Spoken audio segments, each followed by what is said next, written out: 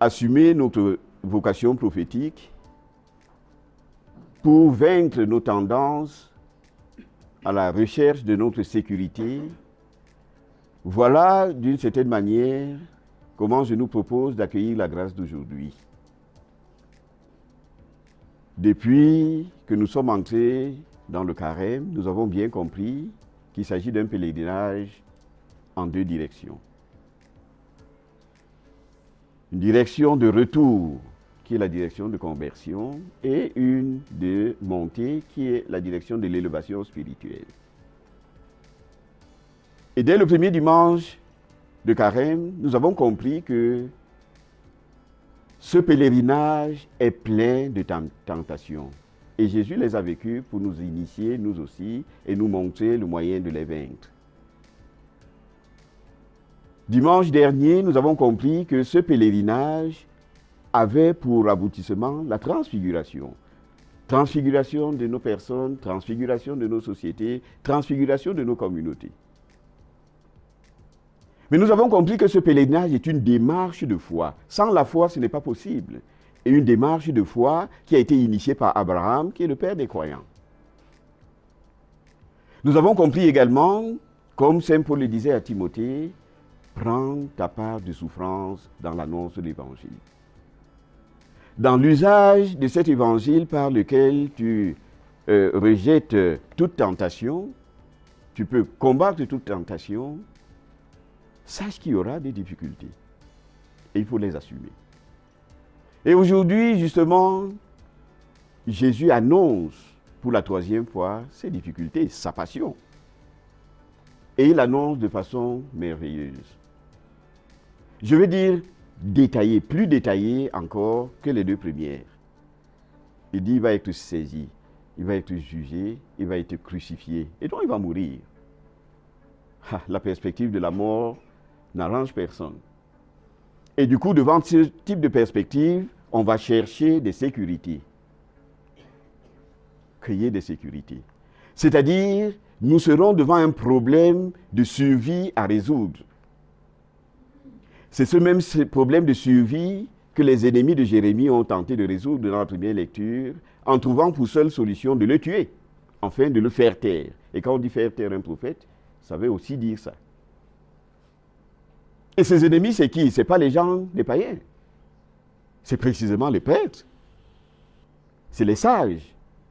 C'est les prophètes.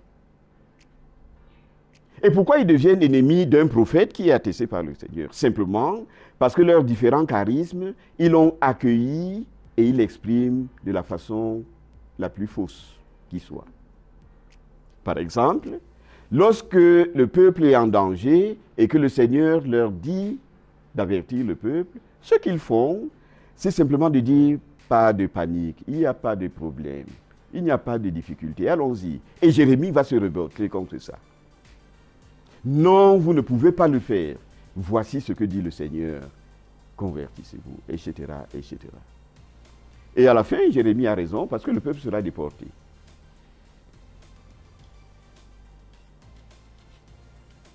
Les ennemis de Jérémie, qui sommes vous et moi? Chacun dans le charisme particulier qu'il a reçu du Seigneur, nous agissons de la même manière. Hier, on l'a bien dit, on l'a bien compris dans les rapports des commissions. On utilise le charisme pour dire autre chose et faire autre chose que ce que le Seigneur attend de nous.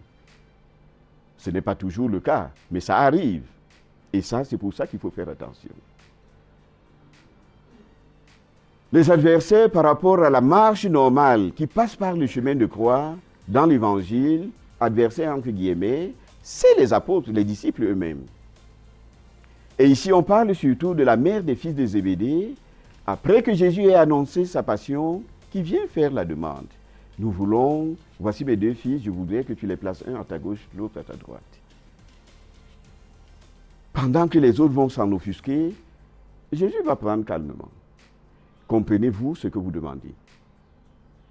Pouvez-vous boire à la coupe à laquelle je vais boire? Ils disent, nous le pouvons. Pour eux, c'était une chose. Je vais être avec toi, et parce qu'avec toi, il y a la sécurité, sauf que c'est une sécurité comprise à ma manière. une sécurité dans le pouvoir, parce que quand on est quand même là, c'est nous les meilleurs. Et on sait que plusieurs fois, déjà à la deuxième annonce aussi, ils discutaient entre eux pour savoir qui est le plus grand. Et Jésus, comme aujourd'hui, leur dit, le plus grand sera votre serviteur. Celui qui veut être le premier doit être le serviteur, le dernier. Ce sont les tentations qui sont les nôtres. Au point où il faut se poser la question, qu'est-ce que nous faisons? Qu'est-ce que nous demandons? Vers quoi est-ce que nous allons quand nous entrons en vie religieuse, en vie consacrée? Qu'est-ce que nous attendons quand la fin d'année arrive et que les obédiences sont préparées? Quelle est notre attitude devant la mission qui nous est confiée? Est-ce que c'est le désarroi parce qu'on m'a déçu, on m'a humilié? Est-ce la joie parce que je suis nommé plus que les autres, je suis nommé à la tête des autres? La tentation de pouvoir, la tentation de l'avoir et de l'être. Voilà ces tentations permanentes qui aujourd'hui nous sont données de dépasser en redécouvrant la vocation prophétique de notre baptême. Nous sommes des prophètes. Et le prophète, dans la foi et la liberté, comme Jésus, s'abandonne à la volonté de Dieu, qui, comme Abraham, le mène pour faire une nation nombreuse. Et cette nation nombreuse, c'est la nation des foi.